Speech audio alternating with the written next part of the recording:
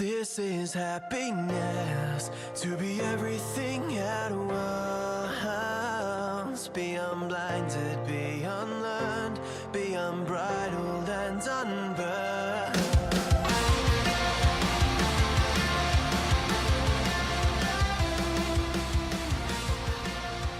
Hey everyone, and welcome back to a brand new episode of Mood Prep. My name is David Nixon, and just continue on today, I also want to remind you about the online Mood Prep group which is actually just called Mood Prep Online, isn't that? On Facebook.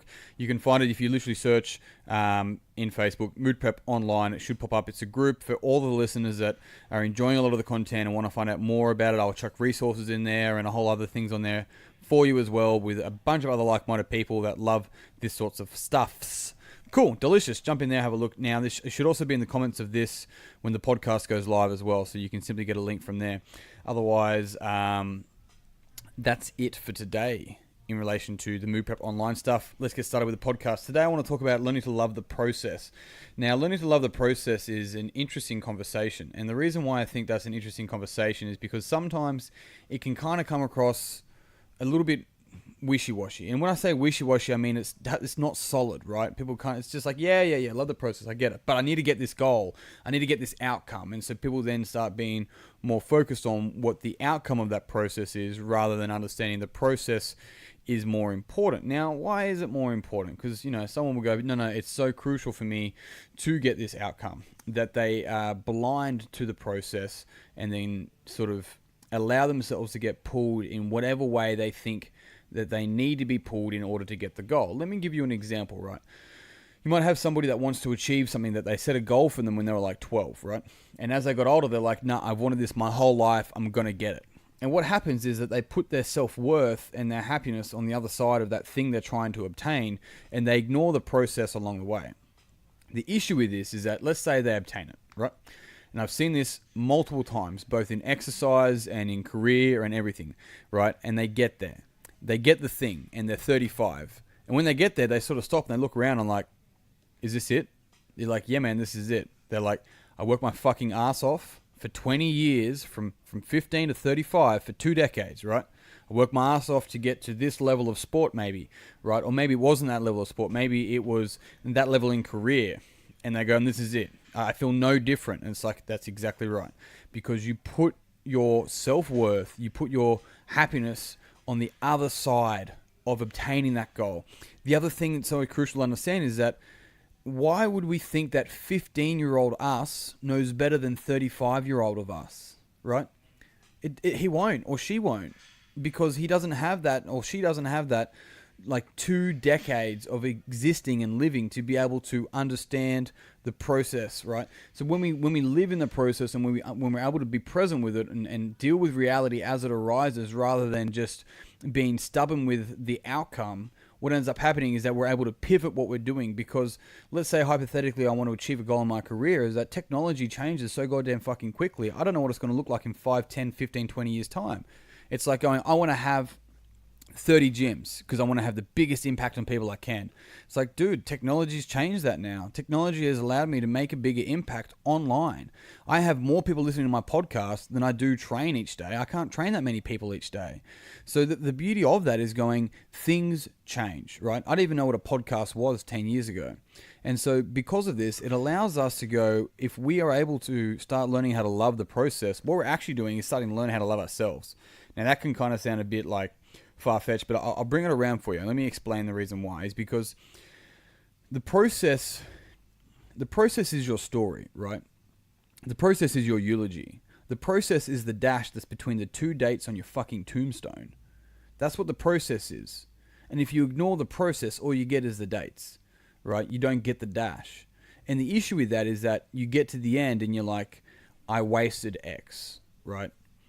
And people say it was all worth it. It's like, how is it all worth it?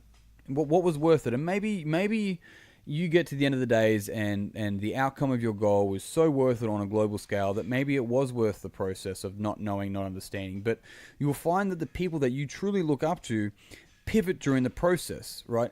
They focus on the process, not on the progress. And the reason why I say that is that the progress is important, but the issue with, and so in a world so readily made for social media, it's like the issue with it is that if I'm focusing on progress, it is so easy for me to compare it to somebody else's progress, right? And the issue with that is that I start to use that as my reference point. And then I fucking hate my process, and I hate my story, and therefore I hate myself on some level. It could be on some fucking low level, high level, doesn't matter what it is. But the reality is that if you aren't getting crazy amounts of traction, keep moving forward. What is the feedback telling you, right? Listen to it. Don't just march forward blindly because of the outcome that you're trying to desire, because then you'll do what fucking Dave Warner, Steve Smith, and Cameron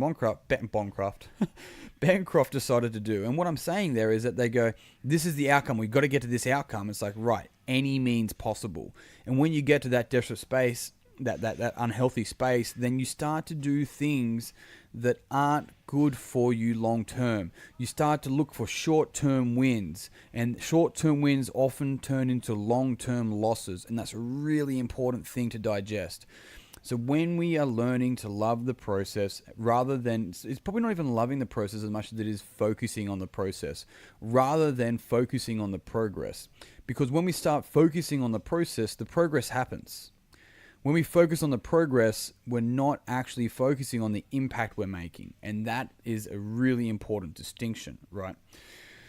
The last thing I'll come and bring up about this, last point I really want to make, is that as you go through the process, don't be afraid to make mistakes, right? Making a mistake is giving yourself an opportunity for a lesson. That's what making a mistake is. Making a mistake, it doesn't mean you are the mistake or you are a mistake. That's not the case at all, right? Making a mistake is simply an opportunity for learning. And it's also understanding deep down in yourself that we cannot progress, we cannot learn without confusion, right? Confusion is a part of the learning process. So if you're struggling but you're working hard and you're trying to figure it out, keep going.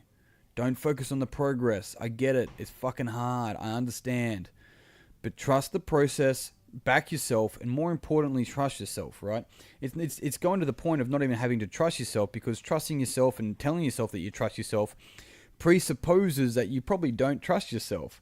And that's a dangerous thing, right? So it's really about giving yourself permission to just do your life's work. Give yourself permission to do the work that's important to your soul.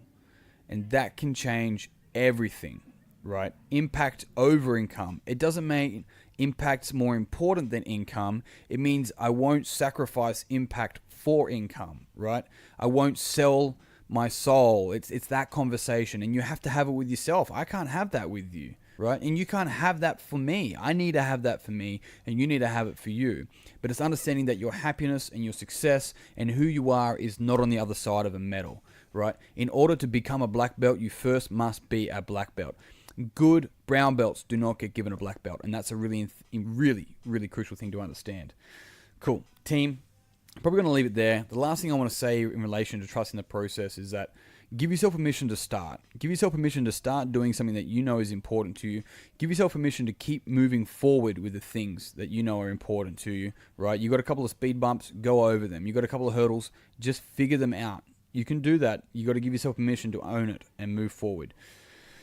And give yourself permission to lean into your potential. Team, I'm going to finish up there. As I mentioned at the start of this podcast, I have Mood Prep online. If you Facebook it, you'll find it, and you'll jump in there, and we'll have so much fun. It's like a fucking hangout. We party, eat pizza.